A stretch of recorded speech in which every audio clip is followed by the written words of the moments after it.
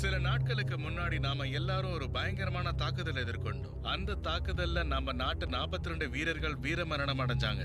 அவங்க குடும்பம் மட்டுமல்ல, நாட்டு மக்கள் எல்லாருமே கண்ணீர் விட்டாங்க.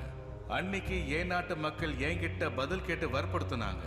அப்போ என்கிட்ட எந்த பதிலும் இல்லை. ஆனா இன்னைக்கு இருக்கு. இன்னைக்கு காலையில 5 மணி அளவுல நம்ம இந்தியன் ஏர்ஃபோர்ஸ் ஒரு மிசரபிள் ஏர் ஸ்ட்ரைக்ல பாகிஸ்தான்ல மறைஞ்சிருந்த அந்த 300 டெரரிஸ்டையும் அவங்க லான்ச் பேடையும் சேர்த்து அழிச்சிருக்காங்க. இந்த லான்ச் பேடுக்கும் ஸ்ரீநகர்ல நடந்த அந்த சம்பவத்துக்கும் சம்பந்தம் இருக்கு. நம்ம லட்சியம் அவங்கள தடுத்து நிறுத்துறது தான் நம்ம நோக்கமா இருந்துச்சு. இந்த ஏர் ஸ்ட்ரைக்னால அவங்க பெரிய பலவீனம் அடைவாங்க.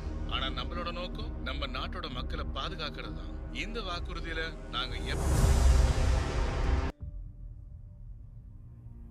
இந்த நாட்டுல யுத்த சூழல் இல்லாம மக்கள் அமைதியா வாழணும்னு நான் என்னதான் நினைச்சாலும் அதே சூழலுக்கு நம்ம திரும்ப திரும்ப இழுக்கப்படுறோம். Sir, your orders? அவங்களுக்கு புரியுற மாதிரி சொல்லுங்க.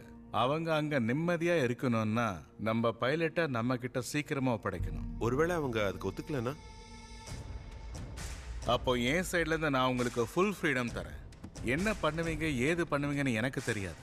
ஆனா நாளைக்குள்ள நம்ம பைலட் நம்மளோட நாட்டுல இருக்கணும். ஜெய்ஹிந்த் சார். ஜெய்ஹிந்த்.